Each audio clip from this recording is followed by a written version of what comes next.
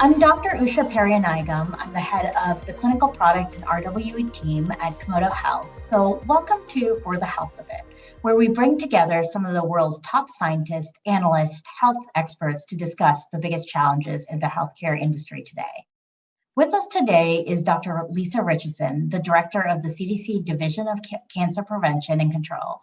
Dr. Richardson is a highly sought after expert in public health's role in cancer control, healthcare delivery, and cancer outcomes, as well as health equity and quality cancer care. She's authored and co-authored more than 175 journal articles, and she recently partnered with Komodo Health on a study analyzing access to colonoscopies and colorectal cancer diagnosis. Welcome, Dr. Richardson. We're happy to have you on For the Health of It. Well, thank you for having me, Usha. I'm very happy to be here. Thanks. So just as by way of introduction, you joined the CDC in 1997 as the medical director for the National Breast Cancer and Cervical Cancer Early Detection Screening Program, which was one of the most extensive organized screening programs for low-income, underinsured women in the United States. Can you share a little bit about your career since joining the CDC and what you've been working on? Came to CDC in 1997, as you just said, after finishing my master's degree at the University of Michigan, where we studied the National Breast and Cervical Cancer Early Detection Program to see how women were being treated, how they were being screened, the follow-up and the treatment. And so what we learned there is that women were getting the care that they needed, but the effort from the people out in the field was just tremendous. And so the results were used to help Congress pass laws where the treatment is now covered by Medicaid, taking a lot of the burden off of the woman, obviously, and the people that were trying to get her care. So that's how I ended up at CDC. I've been a medical officer, medical director, a team lead. I was the chief science officer. And about 8 years ago, I became the division director. So I've been here about 23 years, mostly in the cancer control division.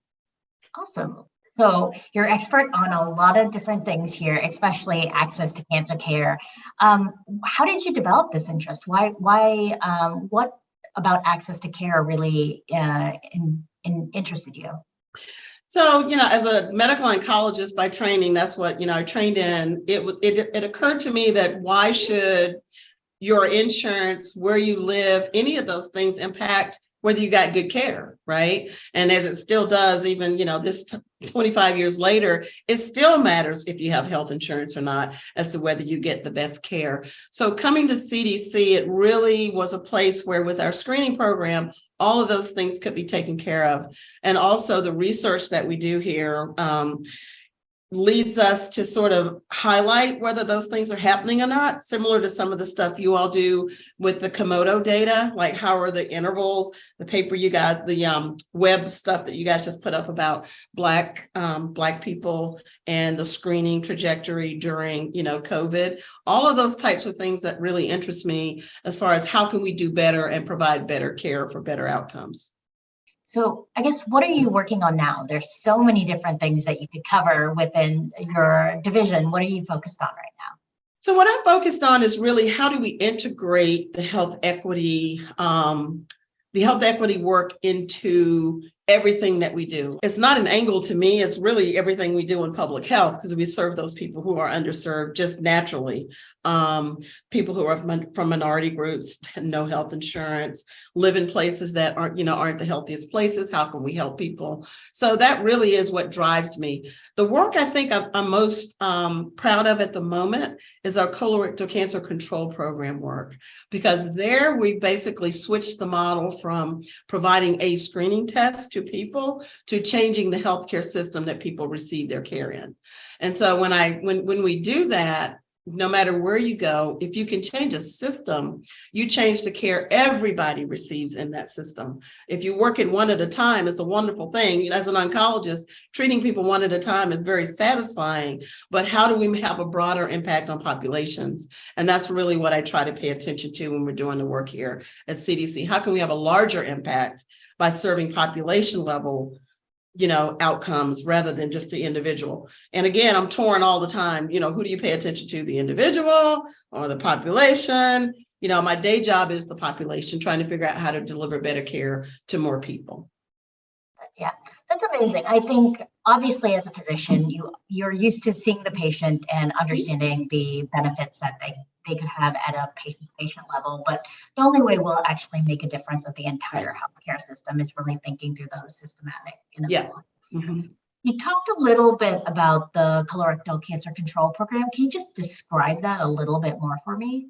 6 years ago, we went from funding sites or clinics or states to deliver care to actually changing the system that people get their care in. So, for example, most of our clinics are federally qualified health centers. So to your question before about equity, that's where people who don't have health insurance get most of their care. And so going into those clinics, they all have health records as well, electronic health records, because that was part of the Affordable Care Act, was that all the FQHCs in the country, and 99% of them now have electronic health records. So we actually went in and leveraged those records, the health record system, to find those who needed to be screened and to offer screening within that clinic. And so we estimate the program probably screened about 100,000 people over that 5 years when we implemented the health systems change. So that really is where we're trying to go.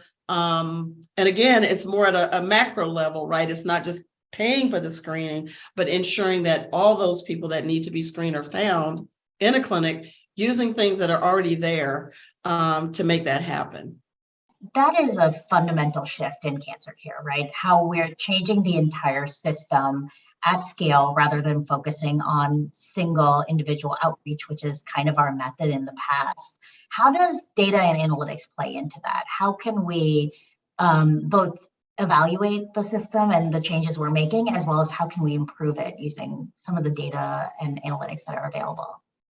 So we've always talked about this data for action thing. Everybody says like a buzzword, right? Data for action. And I truly believe that we can develop data for action. And so during our evaluation, the numbers I just gave you, those are data that we collected at the clinic level. How many people do you have who are age eligible? What is your baseline screening prevalence? Each year, go in and look at that baseline screening prevalence. How did it improve? So it's all about data. And then where do you go to actually do your screening? We use some of our cancer surveillance data, which you can go down to depending on who you get the data from, you can go down to smaller than the county level to see, is there a need in that community, looking at stage of cancer in that community. And then, we need to go here to find more people who could benefit from this screening that we're recommending. So it's sort of at all levels of the system. In the community who hasn't been screened, who needs to be screened, is cancer being diagnosed at a more advanced level? That's a place that needs to be targeted, right? So that you can get the stage down. And then what are the outcomes eventually on people living longer and not dying from colorectal cancer? That's really how we sort of look at how we find places to go within our program. So what is the impact of it? And I think as a clinician, I kind of jumped to what I would do with all this information, but maybe for our general audiences here, what's the so what? Like, can you tell them how we would take these findings and like, what is that impact on somebody's family member or somebody who is like in the middle of a rural setting that doesn't necessarily have the same access? How did they get that impact there? So I think the so what would be what we do when we're like what I just talked about, like how do we find places to go, right? So it may be that the place to go would be what you just said, a very rural county in Georgia, let's say, using an example from here. So then what would you do? I mean, so you could use the mailed FIT, the fecal immunochemical test. You could mail it back. And if you do that, you could then move somebody to a colonoscopy type facility. If it's not move, but invite them to come to be, to have a colonoscopy if it were found to be abnormal. So then you would sort of not do the runaround, but you would find another way to get the screening done. And then with the colonoscopy, then they would have to come. But again, that's a one-time test, right? You come in, you're ready to get it, you get it the one time, and then you go back home. So it's really one of those offering people choices is really something that we're all about at CDC as well. And the so what is, colon cancer screening saves lives. It really does. If you remove a polyp, that person is way less likely to get colon cancer. So that really is my talking point when I'm out. There's only one other screening test that prevents cancer, and that's cervical cancer with the same concept. You remove the precancerous lesion or the precancerous problem, and the person will not get cancer. Yeah. I think one of the things people sometimes confuse access as purely a cost or insurance barrier, and obviously that still exists, and there's lots we have to do to improve access to care, but access also involves all the things you're just talking about. So whether just mailing a test to somebody will get somebody into a healthcare system that they just currently cannot navigate, and just reducing those barriers at every level would be beneficial. Targeting those increases is even stronger evidence for change.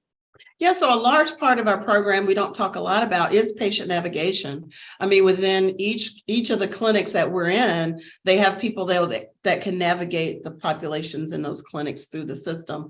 Navigation can start at calling people. Hey, you know, we've noticed that you haven't been screened for colorectal cancer, and here's some choices. We're going to mail you, you know, a kit to return to us. And if you don't prefer that, let us help you figure out how to get a colonoscopy. So I think what you just said, access is from the very beginning, even knowing the information, right? To understand that you need something, to actually getting into the system and getting through the system. Because we've talked about this before, I believe, is like, you know, screening is not just a test, it's a process, right? You start with the screening test, but you have to let people know what's coming later, because if you don't, they may not show up to get their follow-up, right? So, and then that would be a wasted test and a whole bunch of psychological distress on the person's part, because most positive tests are not cancer. And that's why you have to follow them up with the colonoscopy. Yeah, I think that psychological stress is actually missing in a lot of these conversations. It I is. know we've looked at access before and found a few days difference between different population. And I think the first reaction sometimes is, what are a couple of days? But when you actually start to imagine having a potential diagnosis and not knowing the full result, I think there's a lot that we underestimate in that psychological stress.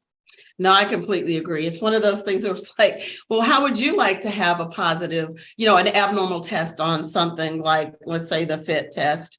And then you're like, what next? Because I'm sure everybody with an abnormal test thinks they have cancer, right? And the psychological distress is, you know, and the longer it takes, the more distress. And it's one of those things that in the breast cancer literature has been found that if people know what's coming next, they're more likely to follow up. And so, or one comment from a study that was done at Grady's, the woman said, if I'd known what was required, I wouldn't have done the test in the first place. Right.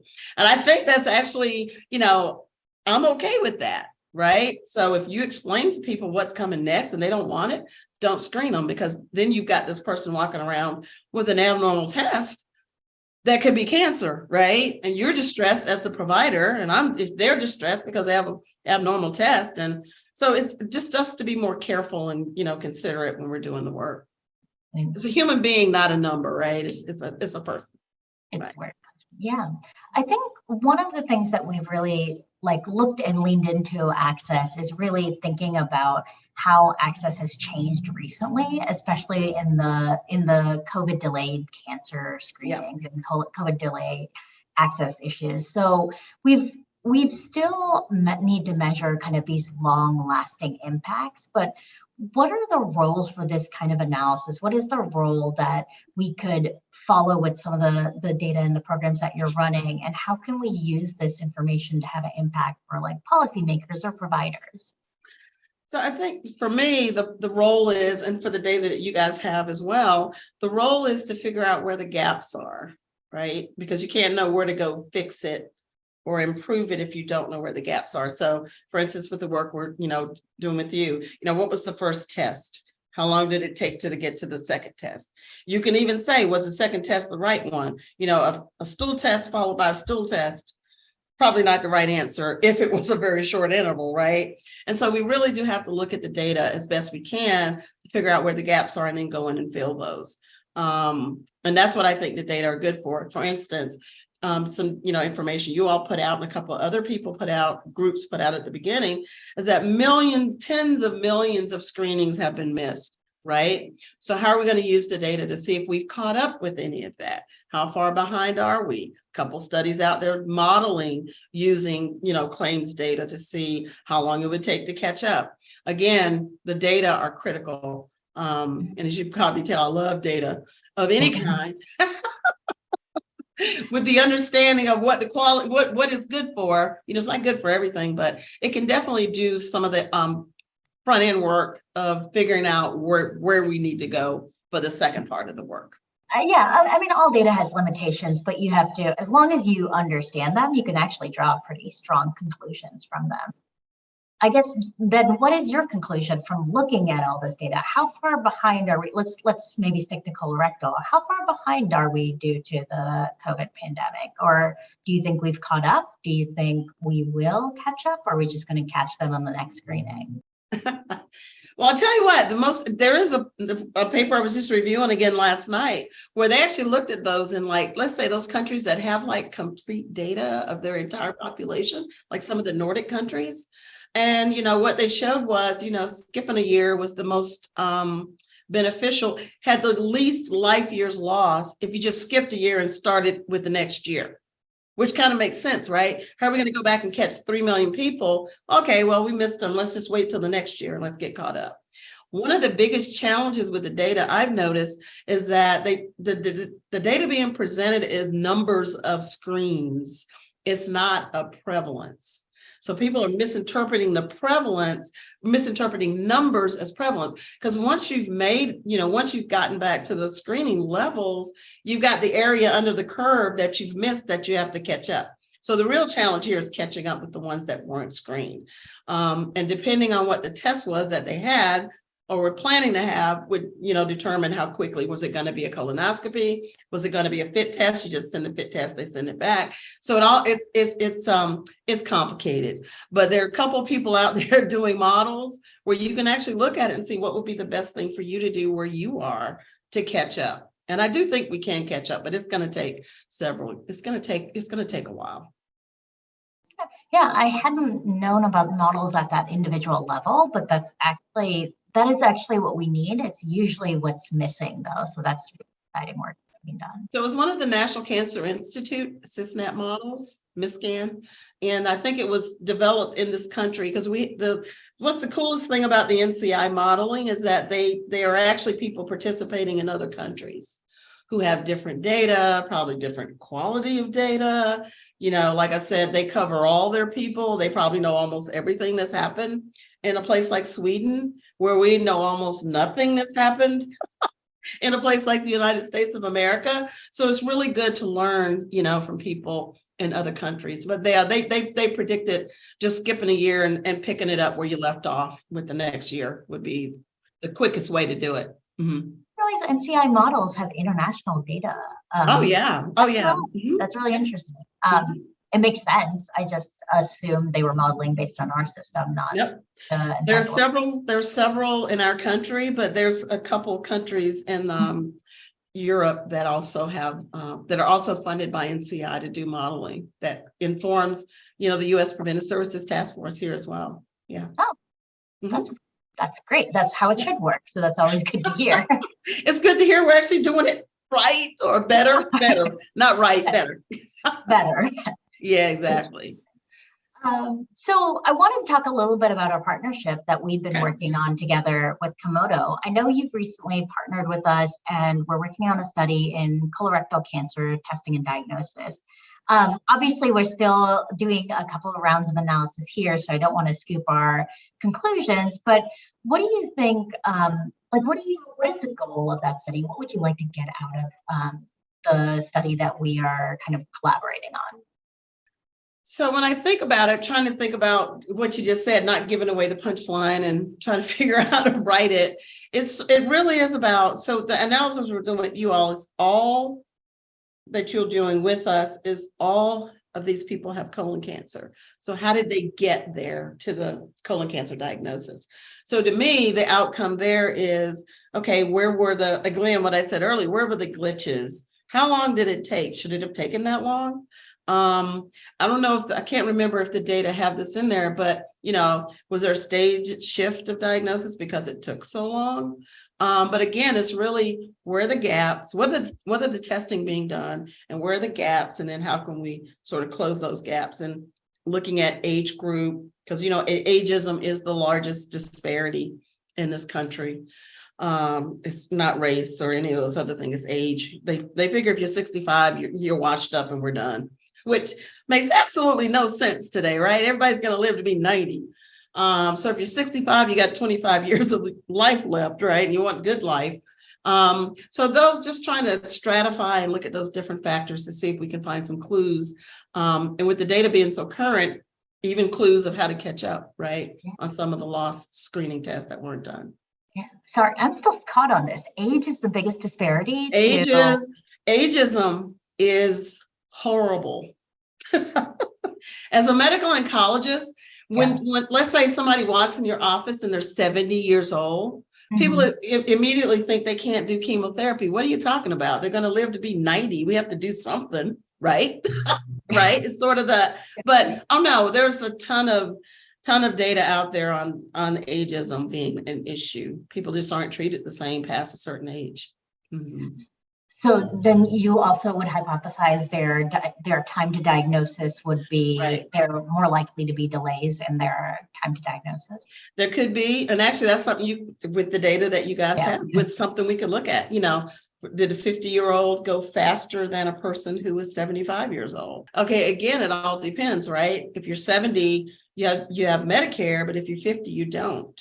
So there may be some health access insurance issues there with the 50-year-old that you don't have with the 75-year-old. So again, it's not just one variable. You have to look at the bunch of them to see how they come together in that one person. What's it called? The latest term, intersectionality. How does your race intersect with your gender, intersect with your, your age, all those other things, and how do they all come together to get that outcome that we're looking at on a piece of paper? And then that's the limitation of what we're doing. It is a number generated by a computer program, and then you have to go, and that's what I think about epi. When I think about epidemiology, it is finding the signals, then to go out and find out where the problem is.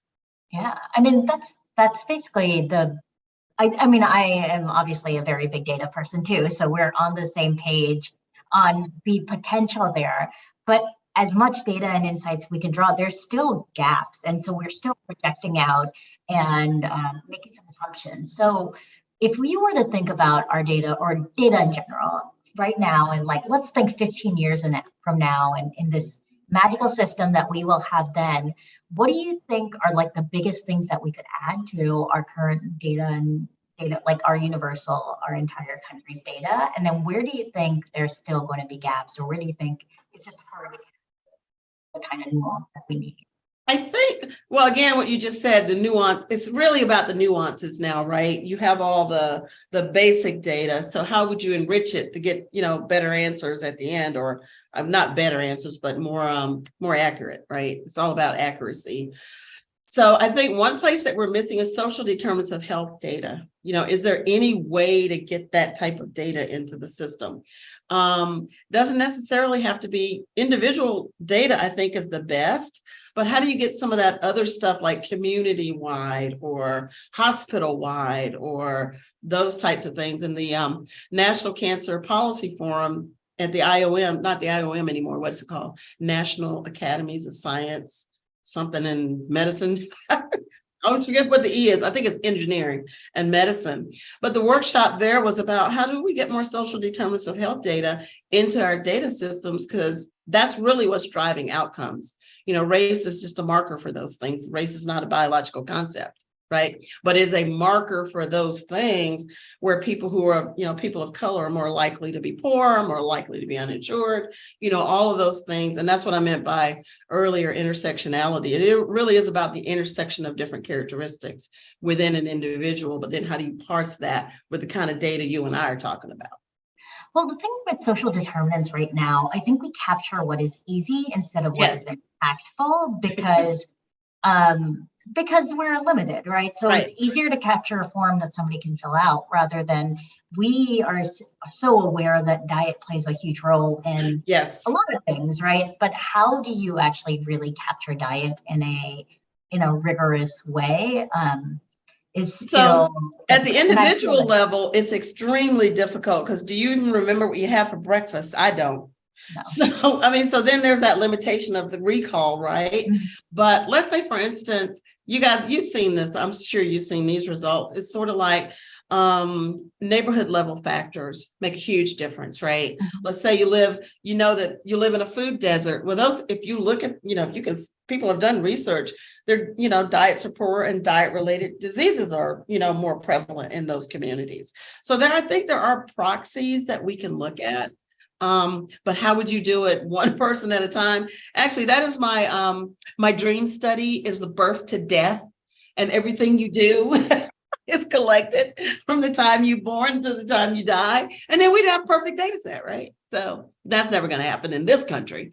But yeah, that would be perfect. So that's what I've been looking for, the perfect data set. I'll let you design it and run it, and then I will be happy to do analysis off of it. I don't know if I'm strong enough for that. I'm getting old. I'm getting older. Yeah. So we could go on a lot of, I was going to go back to ageism, but then we will leave that and I could go on another tangent. But is there anything else you wanted to cover or share with us today? Is there any other things you wanted to highlight? The biggest thing I would like to highlight is, you can lower, this is something people don't believe, but you can lower your risk for cancer. People, for whatever reason, people don't think diabetes is inevitable, right? They don't think high blood pressure is inevitable. Once they get it, they may think there's nothing they can do about it, but they don't think it's inevitable. Cancer is not inevitable either. I mean, proper diet. Well, the number one thing you do is if you smoke, please quit. Because if you look at all the benefits, and we just put the paper out last Thursday, I believe, on the decrease in deaths, it's almost all due to tobacco cessation. So and then if you look at the cancers that are going up again, as far as incidence, a lot of those are risk factor like diet and exercise related. And so I think, and because we exercise less and our diets are not as good as they ought to be, there are places that we can work. Now, having said that, behavioral lifestyle is the hardest thing to change, right? So I'm not a Pollyanna, as they say. I'm not living in a dream world, but is there a way to communicate to people that there is something that you can do? And that includes colorectal cancer screening. Some people are like, oh, I'm going to get it anyway. Haven't done it. Other types of screenings that are recommended. But there's a ton we can do to help ourselves stay healthier. And almost all of those things will keep you healthy from everything else, right? High blood pressure, diabetes, obesity. So it's sort of not just it's not one disease at a time. It's actually, I haven't come up with the word for it yet, but it really is the complex risk factors that lead to multiple outcomes, right? So a different way of thinking about it. We can't do it one risk factor at a time or one disease at a time. Yeah. I mean, I think people don't associate that with cancer, right? They do agree. Like, I think the general mindset around hypertension or diabetes would be something that is preventable. But the idea that those risk factors also cause cancer, I think obviously is well known in the medical community. I'm not sure how it is in the general population. I'm not so sure the medical community is tuned into it too, because actually, if they would add and cancer to the counseling conversation, it might actually get a few more people to actually do it, right? But you can prevent diabetes, high blood pressure, cancer, right?